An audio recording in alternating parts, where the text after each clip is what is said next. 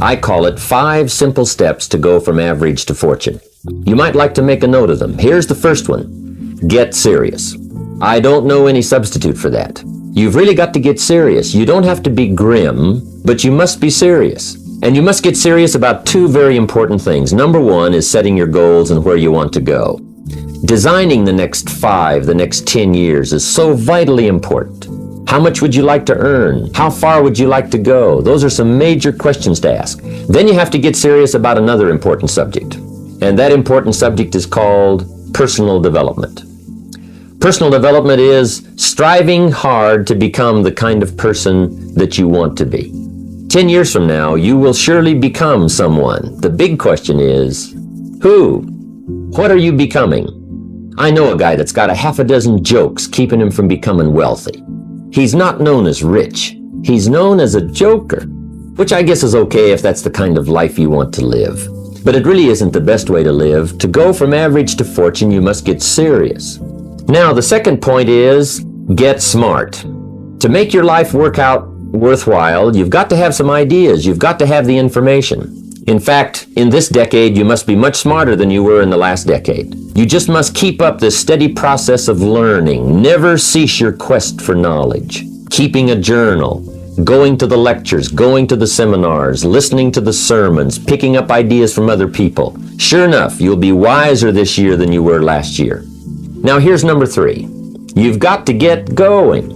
In my management and leadership seminar, we teach game plans, how to put all the good things that you've learned into action, how to make the changes, and how to actually do the work, how to actually function. Get going, that's the key. Some people are ever learning, but they don't put it into action. It's like the man who keeps bringing materials to the building site and never builds anything. You've got to do something with what you've learned. You've got to take action. You've got to get going. Now here's number 4. You must get excited.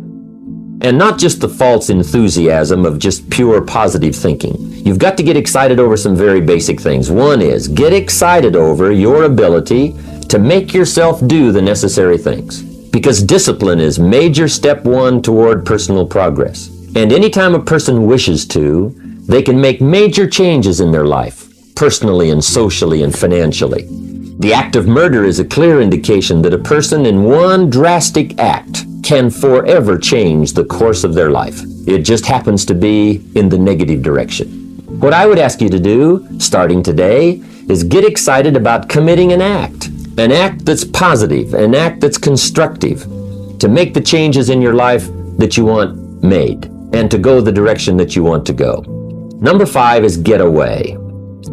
I have found, especially in the last 15, 20 years, that there's an important thing called life balance. How sad it would be to learn how to earn well, but not learn how to live well.